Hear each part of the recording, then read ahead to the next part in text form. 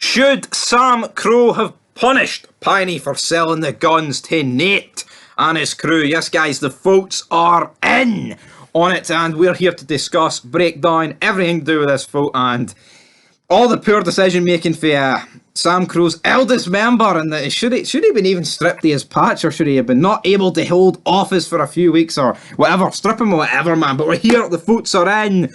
It is 24% saying yes, he should have been punished. 76% said he shouldn't have been. Only 21 votes, but you know what? They're going to build over time. But I feel like only 21 votes because the poll was put up an hour ago. Like, yeah, no, yeah, we're in the 200 club. Like when it comes to the votes, usually after a couple of hours. But initial thoughts on him being punished? Aye or nay? I think yeah, because it had a problem with Jackson taking leadership after Clay was in jail because of something he done.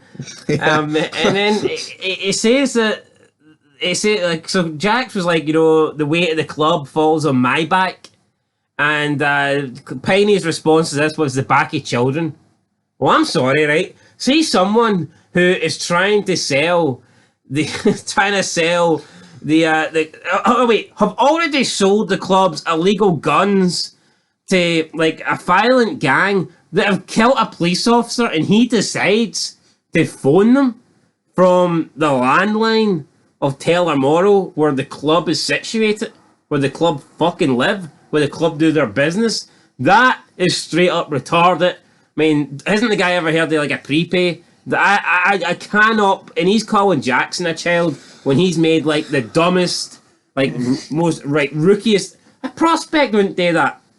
I think it's. I think if a prospect does do it, he gets absolutely slaughtered for it. I can't believe Piney made that mistake. And how the fuck did he phone Nate from the Tellermorrow landline? And it's hypocritical him saying the whole back of children thing, because right, one even says that he had to ride his limit for 10 years so Jax could become VP, right? So therefore he wanted that. Two, we've seen countless times where he says you want your father's legacy to go into the hands of like Tig Bobby, those sort of people who are much older and more experienced than Jax and Opie, but yet then proceeds to say that line. So what is it?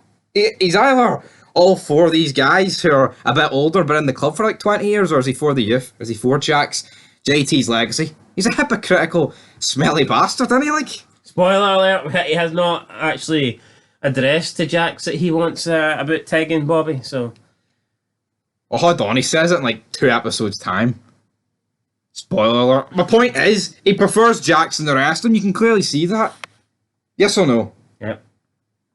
Yep, he does, aye. He does, aye. Well, not on this occasion. But we have to talk about the severity of the punishment. I mean, you've got strip of the patch, you've got ink removal. Aye, fire or knife. I don't fire or knife, man. Just imagine. Like, I'm not. Just imagine Piney with like his backup oxygen tank, the fireman's breathing it in, and the smoke. I don't know. I could just imagine it'd be a pretty funny. I'm not saying he should have been. I'm not saying he should have been stripped of his patch or anything like that. But I think something should have happened there, and I don't know like what punishment they could have dished out or what the repercussions could have been, but. Surely you cannot make such an error like that, a stupid mistake like that, and go unpunished.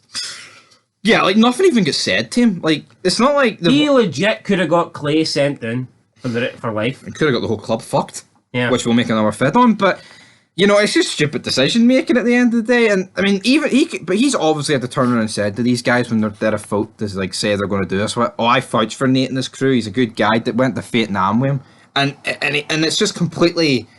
I mean, that happens, but then he almost doubles down and it's like, we're fucked because you're in charge, Jax. But he's only in charge because Clay's away because you made a stupid phone call for TM. Yeah, I know. I think him selling the guns to Nate and Nate killing the police officers, that's bad enough. And then he's almost got a problem with like the fact that Jax is like, we need to deal with this problem. We need to get rid of these. And then Jax is like, what do you think's going to happen? I mean, who the hell do you think you're talking to? An absolute jobber, man. That's what I mean. Penny's been around long enough to know how this works. I can't forgive him. For me, it's borderline unforgivable that he done this. Yeah, I mean, Piney does quite a lot of things throughout the show that are a bit pish-like, but this, I don't know, man. I just feel like it almost makes him look stupid. See, anytime this is a first 9. I mean, I've watched this show a lot. And I've never actually properly broke it down, this scene, this episode. Like, but the more I think about it... Do you remember that time Clay went into the garage and he phoned fucking Alvarez? And Alvarez like, who's this? And Claire's like, oh, tell him, Moro. Do you need your Specmobile fucking fixed? Oiled.